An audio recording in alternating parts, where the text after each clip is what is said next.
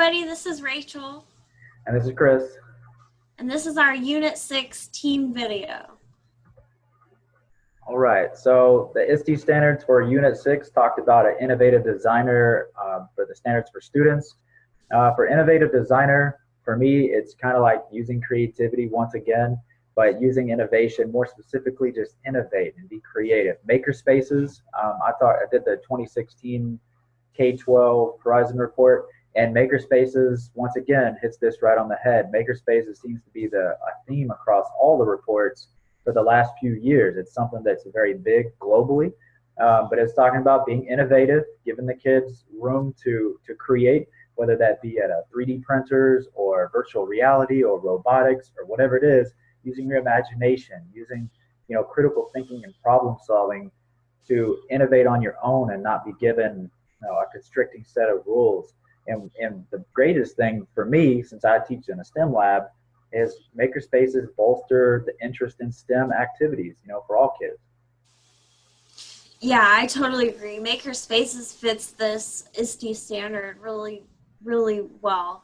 I also thought that the virtual reality they're starting to develop is really an interesting aspect to the innovative designer. Being creative and solving problems in a creative way, the VR really allows you to do that.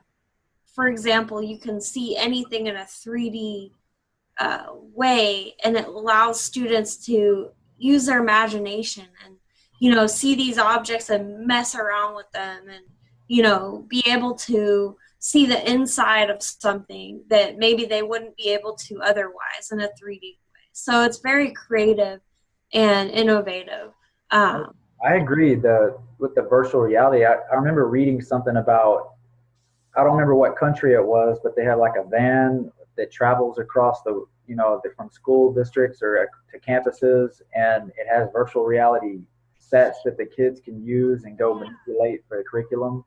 I remember reading that too. I think it was the Chinese Horizon reports, but I'm not sure. There was one in my 2016. It kind of touched on it a little bit in the makerspace, but not the VR, but the 3D printers and stuff.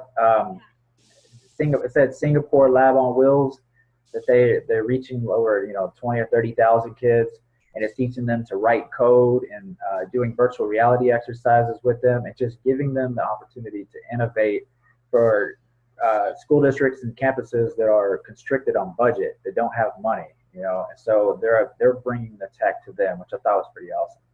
That is cool. They're definitely expensive tools, so hopefully they get more of these programs throughout the years as it increases. I can't imagine how much virtual reality. I know it's a lot cheaper now. You can buy them with your cell phone and stuff, but the ones they're using for teaching, it's got to be a lot of money. Oh yeah, I'm sure. All right. Our next ISTE standard is the visionary leadership for coaches and administrators. I chose online learning for this one. I think the online learning kind of hits this pretty well. Yeah. For our classes, like, we're doing a lot of online learning for us as adults, but it's also transitioning to campuses and the K through 12, whereas, it used to not be like that, but it's already starting to become mainstream. But schools are taking it further. They're creating an online learning community. And the one piece that I read about that I really thought was interesting that would help in our region, because, in big cities like Houston and the greater Houston area, there's a large dropout rate. There's a lot of kids who drop out of school and drop out of high school.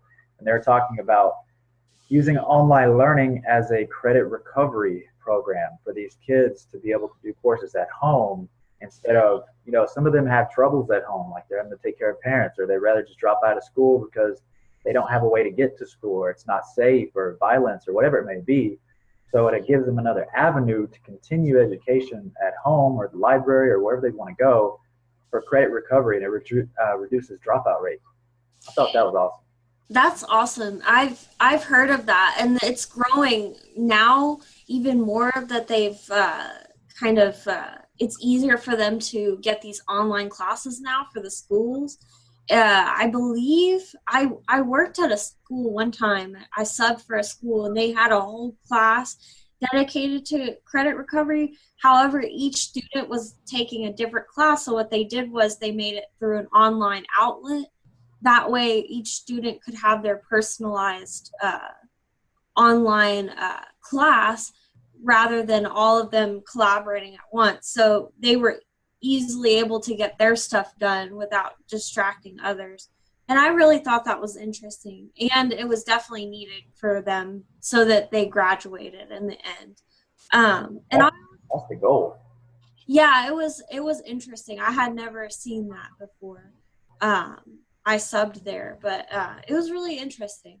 For me though, for this ISTE standard, the learning analytics really kind of stuck with me for this. It's basically learning tailored to a student through a digital tool. So the computer or whatever learns how the student learns best and tailors their learning and their schooling to them as a person. So we all know everyone learns differently. So in this way, we can teach students how to learn basically in their own way. So it still gets them the curriculum they need, but they learn it at different paces and different ways based on the students. And I thought that was really cool. Yeah, that's pretty neat if the program can learn from the learner. Yeah. And adapt to them. That's pretty amazing, actually. I know. I don't know how it works, but I think it's really cool. Some very intricate coding. Somebody programmed that. I can't even imagine. Lots of algorithms, I'm sure. Yeah. This last ISTE standard is the systemic improvement for administrators. So as from an administrative standpoint, it kind of goes with every single one of the topics in my Horizon report. I couldn't really just give one of them because if you want to have a systemic improvement, you have to start somewhere to improve on the digital learning going on at your campus. So whether that is choose maker spaces and kind of run with it for a year and try to build that, like, baby steps, start with one program, choose one of them, incorporate the technology. Once you get the routine going and the students know how the routine goes and the teachers understand, move on to something else. Maybe, a year or two down the road, bring in robotics and then get that program rolling along. And then a couple of years down the road, bring in virtual reality. Or if you're able to bring in all of, a bunch of them all at one time, if you have a lot of strong technology teachers who are willing to help you with the project, then by all means do that. But for a systemic improvement, you have to start somewhere and, improve over time. I think that's a really good thought because, not most schools can't just redo everything within a year. It takes time and it takes lots of money, and it has to be over a span of years. It has to be a process. And I agree with you. I think that all of the topics discussed really fit the ISTE standard, just because you have to improve each one of them as you go, and the technology is always improving, so you have to keep up with that technology as your school develops.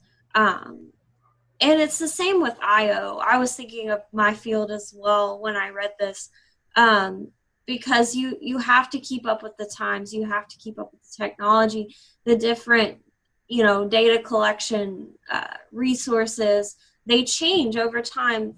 The ways that you analyze people's feelings about their organization changes over time as well. So it's just systematic improvement over the years. You have to keep changing things to improve your status. So. All right, guys, thanks for watching. Thanks for watching.